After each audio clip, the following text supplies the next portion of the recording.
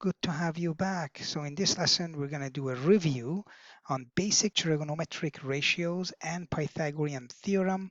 And there are three trig ratios that we're going to deal with the Pythagorean theorem to solve any triangles. And this is specifically good for students in Pre Algebra and Algebra I, Foundation of Math 10, Pre-Calculus 11, and Physics 11. So if you are taking any of these courses, you should go through this lesson a step at a time and make sure that you are following every single question that I am going through and that you take notes. All right, let's start.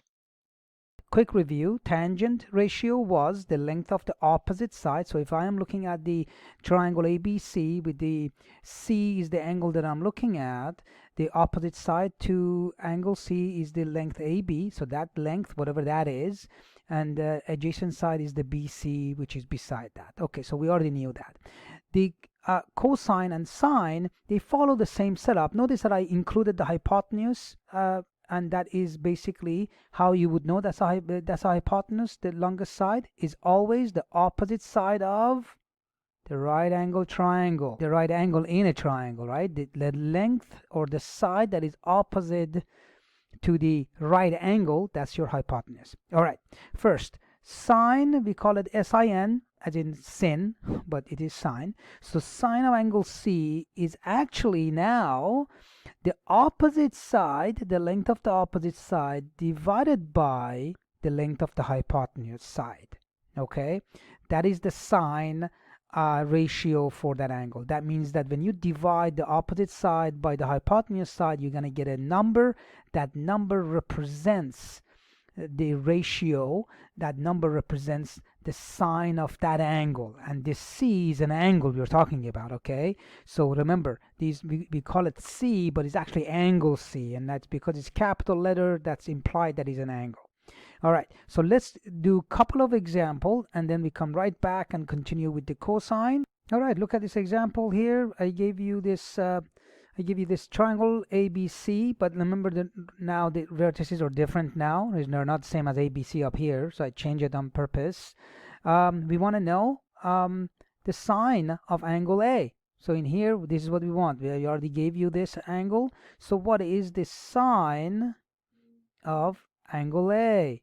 All right, first thing first, we need to label. What is the opposite? We need the opposite. Remember, we need opposite, we need hypotenuse in here. So what is the opposite? Oh, so the opposite angle A is 3. So that's the opposite, OPP, and always label that just like that so that you can see it. And then the hypotenuse is always the hypotenuse, the longest side, the side opposite to the 90-degree angle. So that is your hypotenuse, HYP. All right, so the ratio will be 3/5. Simple as that. Okay, now that we are at it, can we do tangent just as a practice? What is tangent of angle A? Tangent of angle A, remember, 4 is the adjacent side. Great. So what is the tangent? Opposite over adjacent, which is right up here, right? So don't forget that. That's opposite over adjacent for tangent. Excellent. So let's write that down. So that would be 3 divided by 4, or 3/4. That is the ratio for tangent. Great. The next ratio is cosine, and cosine we write it as COS, cos of angle C. Okay, and in this case, for any triangle, cosine now is adjacent side, so the length of the adjacent side divided by the hypotenuse side. Okay, all right, and that ratio always applies. So if you look at the same triangle, which is right here as an example, okay, so we're using the same example here. What is cos of angle A? All right, we already have everything that we need. We already labeled the triangle. We know the sides. We know one of the angles that we're looking at, angle A. What is the cosine? We have to go through, and that is called adjacent over hypotenuse. And adjacent over hypotenuse is, let's write it up, adjacent is 4 and hypotenuse 5. Okay, so cos of angle A will have 4/5. That's a number, it's a fraction, that's a ratio. And notice that the sides are related to each other based on that angle. So cos of angle A will give you the ratio between the two sides, either cosine or tangent or sine, and these are all basically ratios, different ratios that you can come up with. All right, simple as that. That is it. You can use a calculator and find out the decimal expansion of each of these, but you don't really need to. Just leave it as a fraction. But if you do need to, just go ahead and punch that in. That should not be very hard. Okay.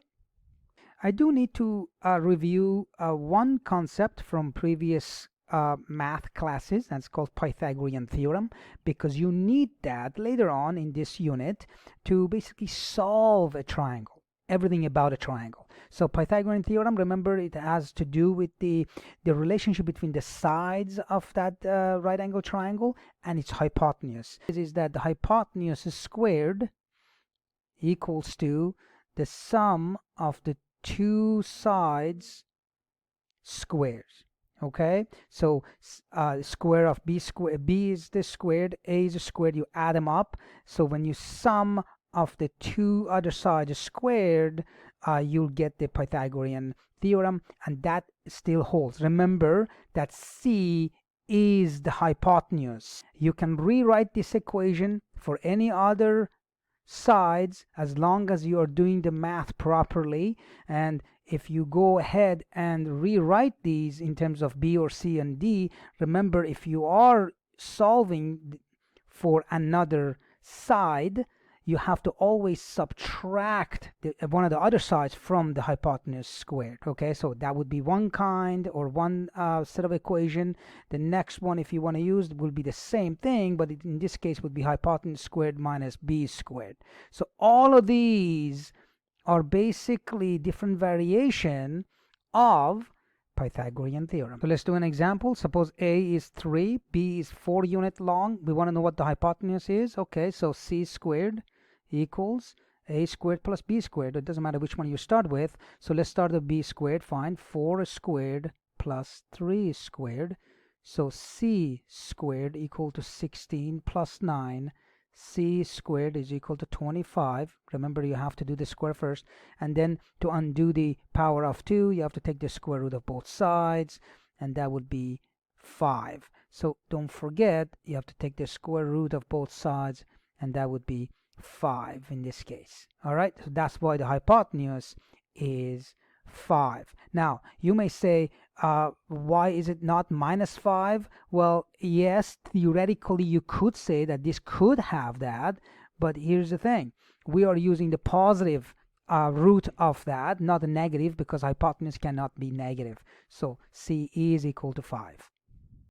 This is the second part of the review for trigonometry and Pythagorean, and this is proper calculator use with trigonometric ratios, and we're going to do a few examples and show you how you have to properly use your calculators and properly use a degree mode in your calculators so that you can get the proper ratios.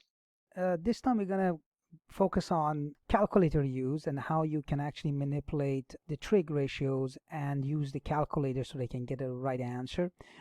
This is probably new. Let's together calculate some of these values. So sine of 45 degrees, cos of 30 degrees, and tangent of 60 degrees. The very first thing is this.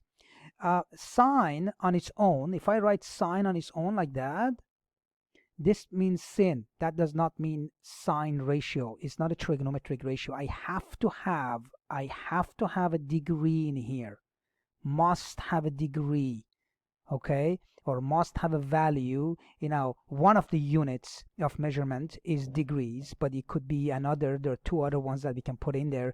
You don't need to know that right now, but radians in this case, for the purpose of our course, this is degrees, so we must have an argument. It's called the argument to the trig function, so we must have that in there. So when I say sine of 45 degrees, that makes sense. So what is that? Well, here's what we're going to do. You're going to take out a scientific calculator. So I'm going to open up a scientific calculator. So I have a sine of 30 degrees. Great. So I'm going to punch in 30. First of all, the very first thing you have to do, you have to make sure that your calculator is in degree mode. You see that right here? That's DEG or DGR or degrees. It says on your calculator. And if you're using any online calculators or anything like that, it's actually very obvious. Make sure that it is. So mine it is, because if I press that, notice what happens. It changes to RAD, that's radians.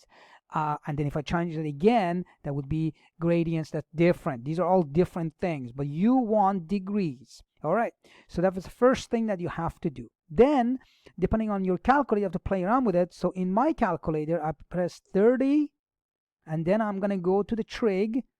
So I'm going to punch in sine, and that will give me 0.5. That's the ratio. So once I have that, I come up here and I say, oh, okay, so that is 0.5. Simple as that. Okay, so you go ahead and do that with the cosine as well. So here it is, cosine. So let's clear this. So again, that was 30 degrees, cos of 30. So I'm going to do 30. This time I'm going to do cosine, press cosine, and I get this massive kind of a irrational number that goes forever. But I'm going to truncate it at 0.866. Okay, that's what I'm going to do. So in this case, it would be 0.866. And then you can go ahead and do the tangent. So let's do the tangent of 60. I'm going to clear this, 60 degrees. And this time I'm going to hit tangent. And I get 1.732. I'm going to stop at 1.732. 4 decimal places is good enough. All right. So here it is, 1.732. Great.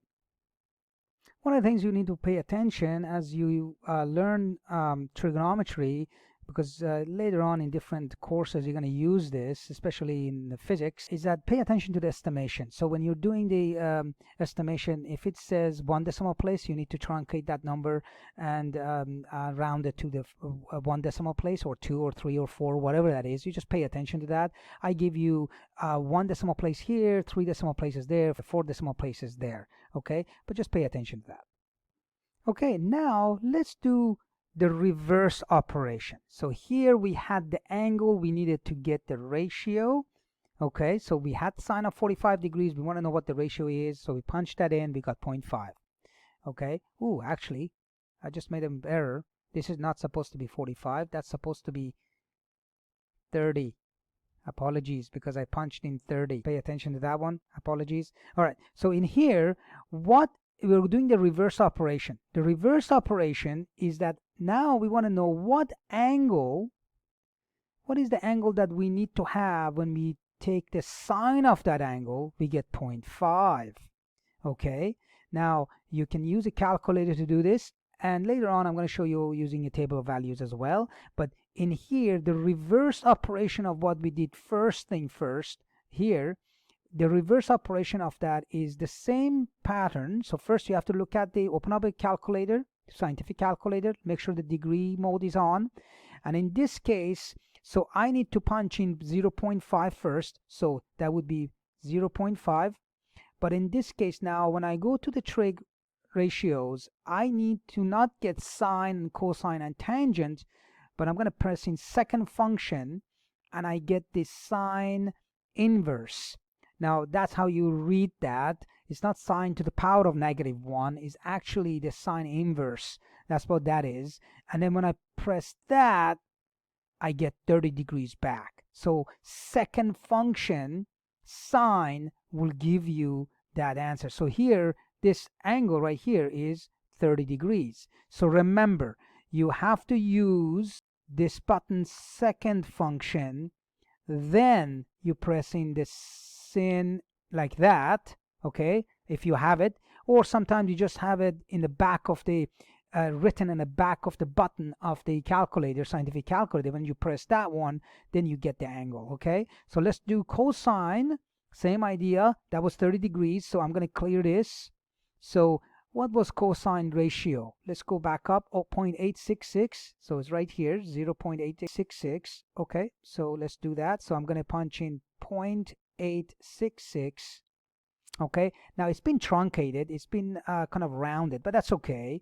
And then I'm going to come up here, second function, I'm going to do cosine, and I'm going to round it to the nearest, let's say, 2 or 3 decimal places. And in this case, you notice that it's 30 degrees, and sure enough it is. So this one will give you 30 degrees. You can do the same thing with the tangent, and that will give you basically, if you go the other way, it will give you tangent of or 60 degrees. Okay, so the way we write this, by the way, I wrote down question mark in there, but the actual way of writing it is sine of angle A equals to 0.5, and then angle A is equal to, and then you have to write it as 30 degrees.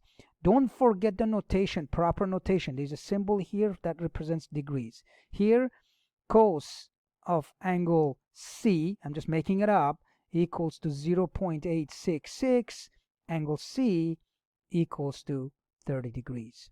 Okay? Make sure to check the quiz in the description or a pinned comment below, and make sure you go through practice questions as well. All right, until next time.